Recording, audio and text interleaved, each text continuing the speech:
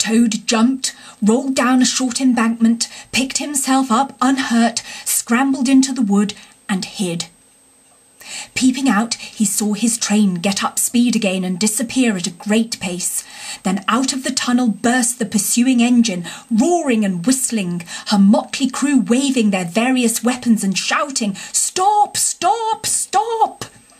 When they were past, the Toad had a hearty laugh, for the first time since he was thrown into prison. But he soon stopped laughing when he came to consider that it was now very late and dark and cold, and he was in an unknown wood, with no money and no chance of supper, and still far from friends and home. And the dead silence of everything after the roar and rattle of the train was something of a shock. He dared not leave the shelter of the trees, so he struck into the wood with the idea of leaving the railway as far as possible behind him. After so many weeks within walls, he found the wood strange and unfriendly, and inclined, he thought, to make fun of him. Nightjars sounding their mechanical rattle made him think that the wood was full of searching warders closing in on him. An owl, swooping noiselessly towards him, brushed his shoulder with its wing, making him jump with the horrid certainty that it was a hand, then flitted off, moth-like, laughing its low "hoo hoo hoo," which Toad thought in very poor taste. Once he met a fox who stopped, looked him up and down in a sarcastic sort of way, and said, "Hello, washerwoman, half a pair of socks and a pillowcase short this week. Mind it doesn't occur again," and swaggered off sniggering. Toad looked about for a stone to throw at him, but could not succeed in finding one, which vexed him more than anything. At last, cold, hungry and tired out, he sought the shelter of a hollow tree, where with branches and dead leaves he made himself as comfortable a bed as he could and slept soundly till morning. Chapter 9. Wayfarers All. The water rat was restless, and he did not exactly know why. To all appearance the summer's pomp was still at fullest height, and although in the tilled acres green had given way to gold, though rowans were reddening and the woods were dashed here and there with a tawny fierceness, yet light and warmth and colour were still present in undiminished measure, clean of any chilly premonitions of the passing year. But the constant chorus of the orchards and hedges had shrunk to a casual evensong from a few yet unwearied performers. The robin was beginning to assert himself once more, and there was a feeling in the air of change and departure. The cuckoo, of course, had long been silent, but many another feathered friend, for months a part of the familiar landscape and its small society, was missing too, and it seemed that the ranks thinned steadily by day. Rat, ever observant of all winged movement, saw that it was taking daily a southing tendency, and even as he lay in bed at night he thought he could make out, passing in the darkness overhead, the beat and quiver of impatient pinions obedient to the peremptory call. Nature's grand hotel has its season, like the others. As the guests one by one pack, pay and depart, and the seats at the table d'hôte shrink pitifully at each succeeding meal, as suites of rooms are closed, carpets taken up, and waiters sent away, those boarders who are staying on pension, until the next year's full reopening, cannot help being somewhat affected by all these flittings and farewells, this eager discussion of plans, routes, and fresh quarters, this daily shrinkage in the stream of comradeship. One gets unsettled, depressed, and inclined to be querulous. Why this craving for change? Why not stay on quietly here like us and be jolly? You don't know this hotel out of the season, and what fun we have amongst ourselves, we fellows who remain and see the whole interesting year out. All very true, no doubt the others always reply, we quite envy you, and some other year perhaps, but just now we have engagements, and there's the bus at the door, our time is up. So they depart, with a smile and a nod, and we miss them and feel resentful. The rat was a self-sufficing sort of animal, rooted to the land, and whoever went, he stayed. Still, he could not help noticing what was in the air and feeling some of its influence in his bones. It was difficult to settle down to anything seriously with all this flitting going on.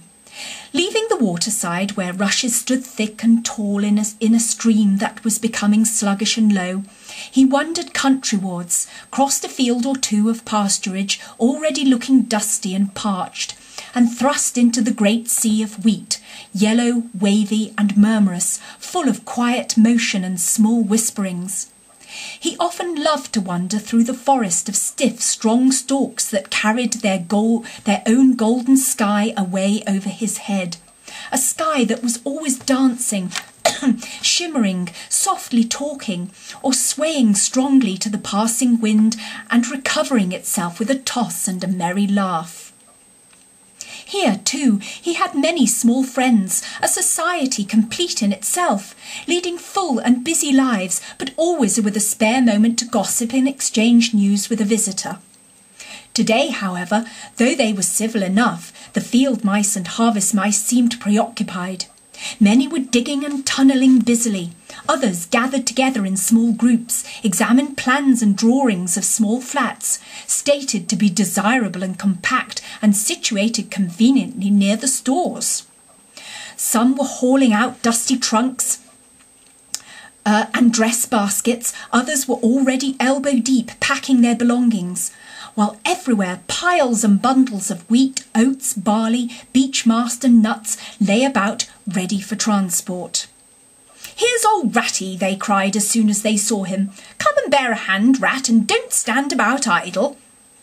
"What sort of games are you up to?" said the water rat severely. "You know it isn't time to be thinking of winter quarters yet, by a long way."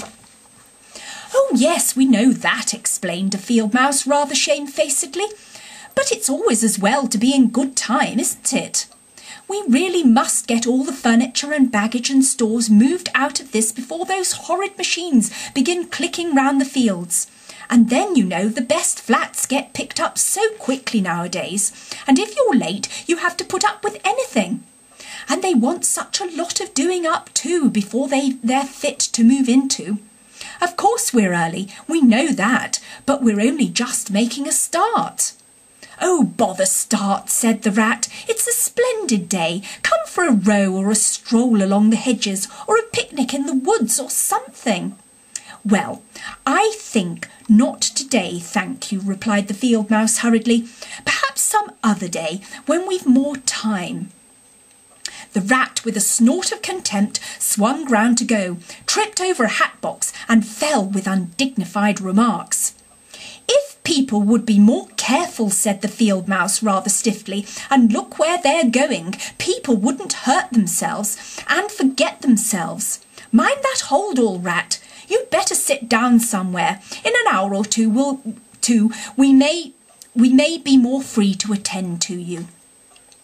"You won't be free, as you call it, much this side of Christmas, I can see that," retorted the rat grumpily as he picked his way out of the field.